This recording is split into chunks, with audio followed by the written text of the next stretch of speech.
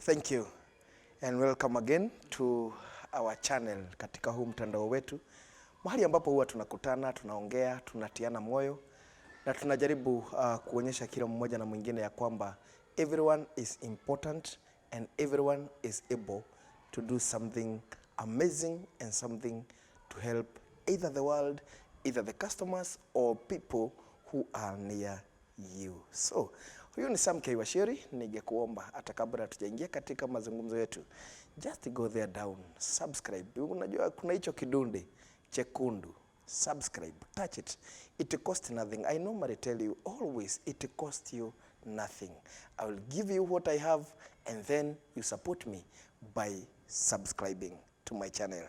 Today I just want us to speak on two elements ambazo zinahitajika katika maisha ya mwanadamu, and these two elements are favor and knowledge. Favor and knowledge sometimes zinakani kama zinatofautiana, but you need them too. Why? You know, we say ya kwamba sometimes people look down at you, and also at time you look down at people. What we fail to understand ni kwamba wakati you look down at some people, or maybe una look down at someone na unasema ya kwamba huyu hawezi akajisaidia, huyu hawezi akasaidika, you never know where you will meet that person. Na pengine utakutana na huyo mtu akiwa amefaulu katika maisha. Sometimes wale watu ambao mlisoma nao, kwa sababu maybe kwa njia moja ama ingine haukumaliza masomo, walisema ya kwamba wewe hauwezi faulu katika maisha. Those people waliendelea na kusoma, na simaanishi ya kwamba kusoma ni baya, but ninamaanisha ya kwamba wote katika maisha hatulingani. Sometimes utakuta vitu hazikuendei jinsi ambavyo unahitaji, zinahitajika. Lakini hiyo haimaanishi ya kwamba sasa maisha yamefika mwisho. Haimaanishi ya kwamba sasa hauwezi ukaendelea na maisha.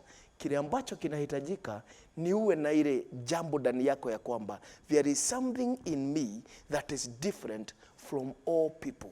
Na hii kitu ambacho kiko different na watu wengine kinaweza kikanifanya mimi nikafaulu katika maisha. And so the things ambayo inatufanya ya kwamba tusifaulu na maisha, one ni fear.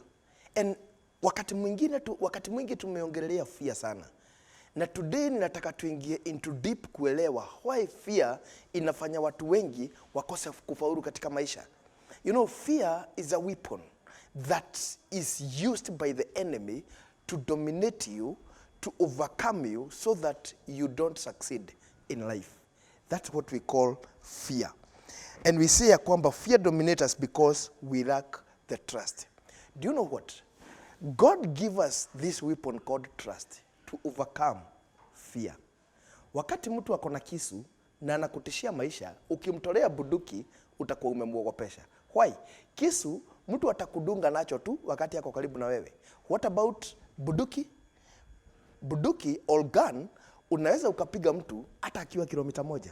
And so yule mtu ambaye ako na kisu atatoroka juu ya uoga because you have the gun. Now, trust is the gun and then fear ni kisu. What is the dangerous? What is dangerous than the other?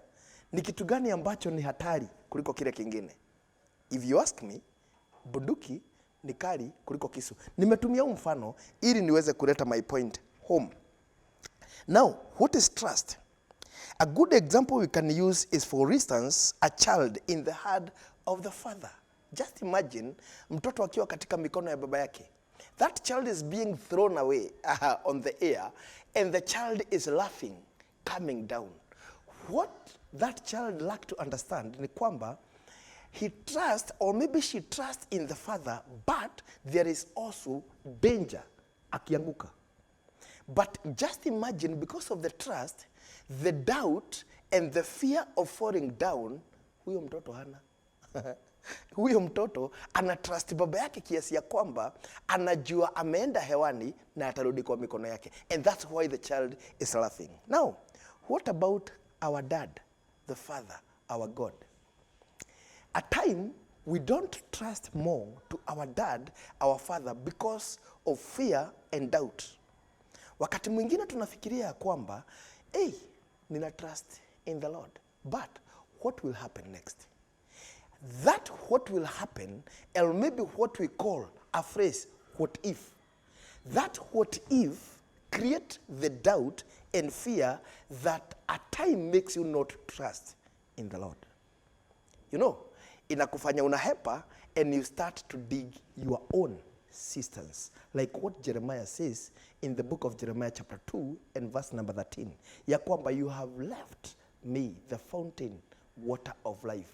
And you have gone now to start to dig your own cisterns ambazo zimeshindwa na kuhold maji kwa sababu zinabomoka. Mnachimba zinabomoka. Mnachimba zinabomoka. What is the good example of that? Is that at a time, because of fear and doubt, we start to do our own effort, to do our own things, and we leave God there aside. And out of that, unakuta tuna struggle,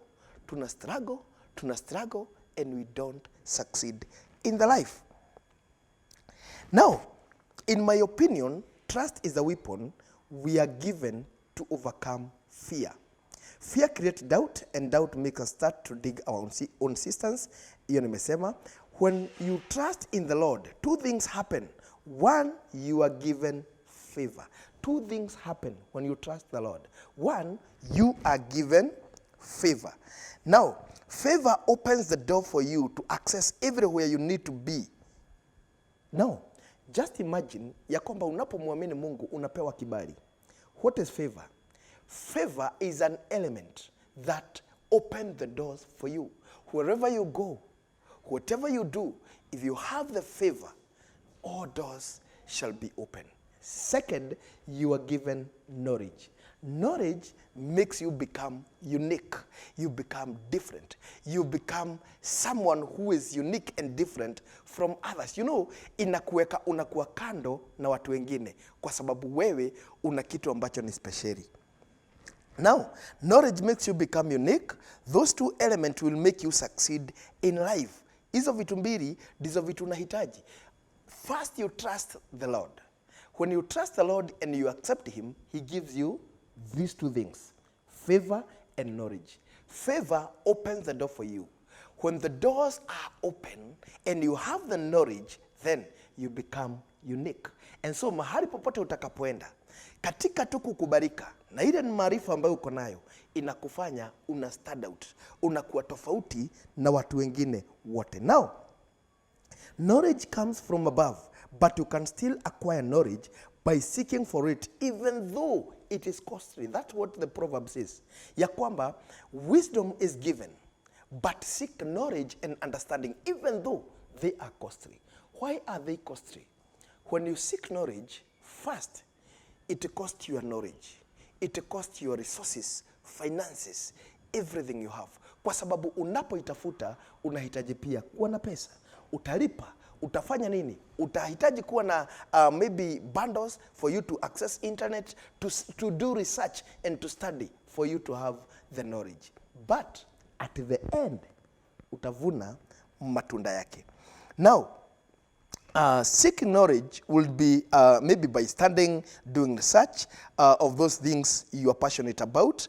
And we are told to keep doing those things we love as long as you don't harm anyone, you are not guilty about, and they please God. You know, consistency is the one of the elements you need when you have all these things. But consistency depends on what you are doing. Those things you love to do, are they hurting anyone? Are they harming anyone? Are you guilty about them? Or are they pleasing God? Those three things you need to look at when you are doing what you do. Ikiwa ni kuongea kama jinsi ambavyo ninakuongeleshaga hapa kila wakati, ninahitaji kujiuliza, je, kuna mtu yoyote ninayemuudhi? Je, niko guilt about them? Je, inanitia mimi kuwa na guilt ndani yangu? Sijui guilt nitaitaje kwa Kiswahili. Inanitoka. Lakini kitu cha tatu, je, inampendeza Mwenyezi Mungu? If hizi vitu vitatu unafanya, kitu ya kwanza haziamu anyone, kitu cha pili you are not guilt about, kitu cha tatu zinampendeza Mwenyezi Mungu, then you are good to go. Do whatever you do. Do what you are passionate about, and then be consistency.